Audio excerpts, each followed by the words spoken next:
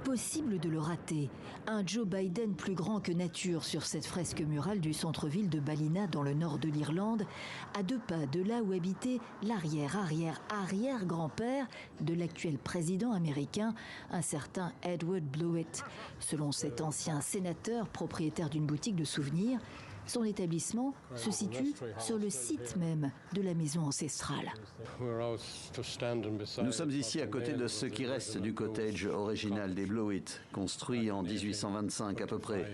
C'est un miracle qu'il soit encore là, car toute la ville a changé en 200 ans. On a construit partout, sauf ici. C'est ici donc qu'a commencé la légende de la famille Biden côté maternel. Côté paternel, les racines sont britanniques. Et ici que l'actuel locataire démocrate de la Maison-Blanche est attendu de pied ferme pour une halte personnelle cette semaine à côté des étapes officielles de Belfast et de Dublin à l'occasion du 25e anniversaire de la signature des accords de paix du Vendredi Saint entre catholiques et protestants.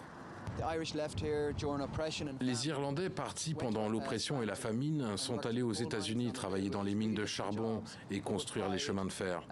Des emplois vraiment difficiles, mais avec la fierté et l'enthousiasme d'une vie meilleure. La boucle est bouclée aujourd'hui puisqu'un fils de Ballina est devenu président des États-Unis.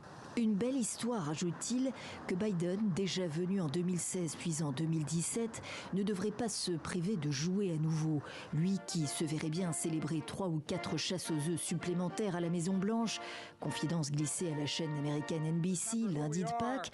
Rien d'officiel pour l'instant, une candidature est prématurée selon son entourage.